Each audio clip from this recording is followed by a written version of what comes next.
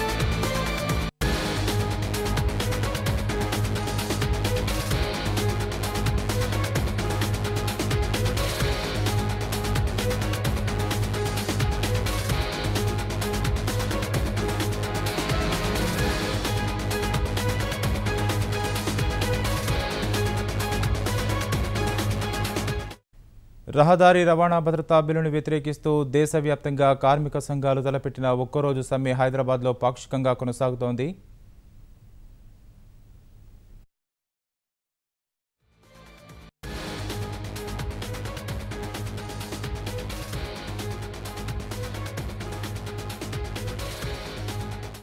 భద్రతా బిల్లును వ్యతిరేకిస్తూ దేశవ్యాప్తంగా రవాణా రంగ కార్మిక సంఘాలన్నీ కూడా ఒకరోజు సమ్మెను తలపెట్టాయి. రాష్ట్రంలోని తెలుగు రాష్ట్రాలైనటువంటి ఆంధ్రప్రదేశ్ అలాగే తెలంగాణ రాష్ట్రాల్లో ఉన్నటువంటి రవాణా రంగ కార్మిక సంఘాలన్నీ కూడా ఇవాళ బంద్ను పాటిస్తున్నాయి. ప్రధానంగా చూస్తే కనుక ఆర్టీసీ అలాగే ఆటోలు ప్రైవేట్ ట్యాక్సీలు ప్రైవేటు వాహనదారులు అందరూ యజమానులందరూ కూడా ఇవాళ సమ్మెలో పాల్గొంటున్న జరుగుతుంది. అయితే ఆర్టీసీ ప్రధానమైనటువంటి రవాణా రంగ సంస్థ అయినటువంటి ఆర్టీసీలో యూనియన్లు దాదాపుగా సమ్మెలో కాకుండా ఇతర రూపాల్లో ఆందోళన కొనసాగిస్తున్నాయి. ఫలితంగా హైదరాబాద్లో సిటీ బస్సులు సహా ఇతర ప్రాంతాలకు వెళ్ళేటటువంటి దూర ప్రాంత సర్వీసులను కూడా ఉదయం నుంచి యథావిధిగా నడుస్తున్నాయి. సిటీ బస్సులు చూస్తే కనుక సాధారణంగా నగరంలో ప్రతిరోజు 3500 బస్సులు నడుస్తూ ఉంటాయి. ఇవాళ ఉదయం 6 గంటల నుంచే దాదాపు అన్ని సర్వీసులు 2358 సర్వీసులు ఉదయం నుంచి సిటీలో తిరుగుతూనే ఉన్నాయి. కేవలం 116 సర్వీసులు మాత్రమే డిపోలకు పరిమితమయ్యాయి. ప్రధాన కార్మిక సంఘాలైనటువంటి ఎంప్లాయీస్ యూనియన్ అలాగే ఇతర ఎంప్లాయీస్ యూనియన్ సహా కొన్ని కార్మిక సంఘాలు మాత్రమే ఆందోళనలో పార్టిసిపేషన్ చేస్తున్నాయి.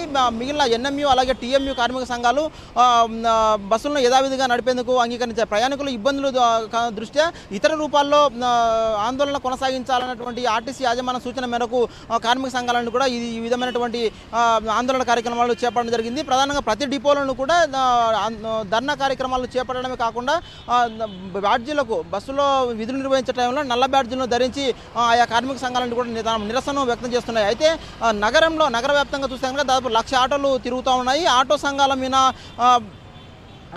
సంఘాలన్నీ కూడా ఇవాళ సమ్మెలో పార్టిసిపేట్ చేస్తున్నాయి. దాదాపు చాలా వరకు ఆటోలన్నీ కూడా నిలిచిపోయినటువంటి పరిస్థితి ఏర్పడింది. ప్రధానంగా ఏఐటియుసి అలాగే సిఐటియు ఐఎఫ్టియు బిఎంఎస్ అలాగే హెచ్ఎంఎస్ టీఎన్టీయూసీ అలాగే టీఆర్ఎస్కేవి సంబంధించినటువంటి ఆటో యూనియన్లన్నీ కూడా ఇవాళ సమ్మెలో పాల్గొనడం జరుగుతుంది. చాలా వరకు ఆటోలన్నీ కూడా తిరుగుతున్నవి కొన్ని ఆటోలు మాత్రమే నిలిపివేయడం జరిగింది. అదేవిధంగా లారీ సంఘాలకు సంబంధించిన కూడా ఏపీ అలాగే తెలంగాణలో ఉన్నటువంటి లారీ ఓనర్స్ అసోసియేషన్ కూడా సమ్మెకు మద్దతు ప్రకటించాయి. కేంద్రం తీసుకువస్తున్నటువంటి ఈ చట్టంలో రోడ్డు భద్రతా బిల్లులో రవాణా రంగాన్ని పూర్తిగా నష్టం చేకూర్చే విధంగా కొన్ని నిబంధనలు ఉన్నాయి.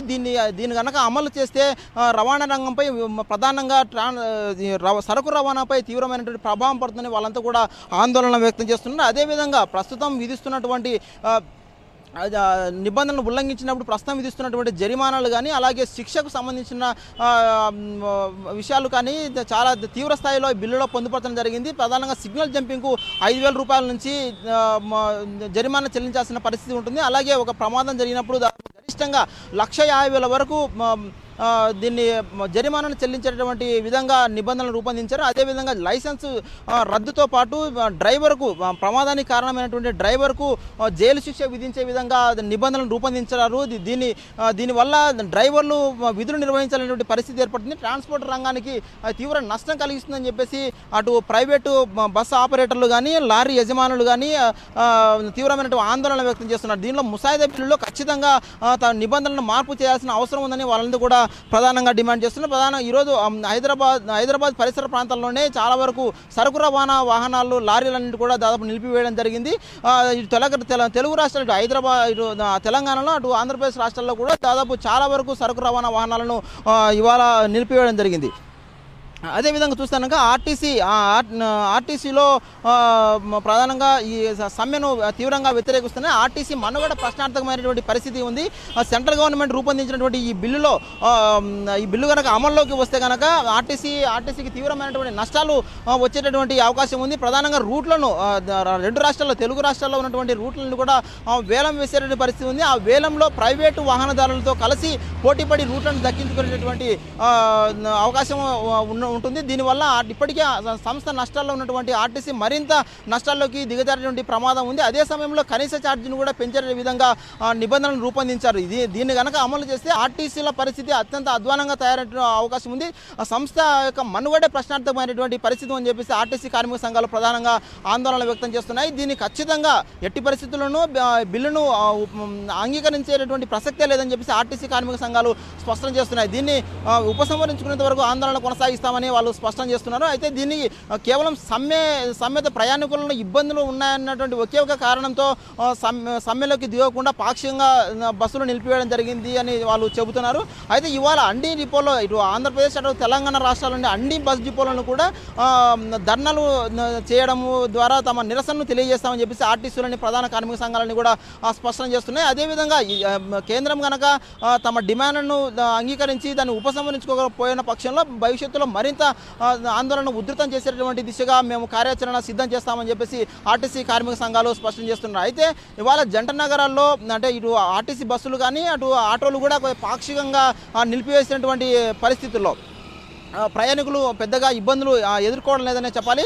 అదేవిధంగా దక్షిణ మధ్య రైల్వే కూడా సమ్మెను వల్ల ప్రయాణికులకు ఎలాంటి ఇబ్బందులు ఏర్పడకుండా ఉండేది గాను బస్సులన్నింటి కూడా రైళ్లన్నింటి కూడా యథావిధంగా నడుపుతుంది. హైదరాబాద్ నగరంలో తిరిగేటటువంటి ఎంఎంటీఎస్ రైళ్లన్నింటి కూడా యథావిధంగా నడుస్తున్నాయి. అదేవిధంగా దూర ప్రాంతాలకు నడిచేటటువంటి అన్ని ప్యాసింజర్ రైళ్లు అలాగే ఎక్స్ప్రెస్ రైళ్లన్నింటి కూడా యథావిధిగా నడుస్తున్నాయి. అదేవిధంగా ప్రయాణికుల ఇబ్బందుల నేపథ్యంలో ఎప్పటికప్పుడు రద్దీని అనుసరించి రైల్వే స్టేషన్ కూడా అప్పటికప్పుడు తగు ఏర్పాటు చేసే విధంగా అధికారులు చర్యలు తీసుకుంటున్నారు. అదేవిధంగా ఆర్టీసీ బస్సులు కొన్ని నిలిచిపోయినటువంటి పరిస్థితుల్లో అధికారులు వాటిని కూడా వీళ్ళంత త్వరలోనే రోడ్డెక్కించేందుకు దిశగా ప్రయత్నాలు చేస్తున్నారు. ఇది మొత్తం మీద ఇవాటి బంద్ వల్ల ఎలాంటి ఇబ్బందులు కలగకుండా అటు ఆర్టీసీ అధికారులు కానీ రైల్వే శాఖ అధికారులు కానీ తగు ఏర్పాటు చేస్తున్నారు. Over to studio.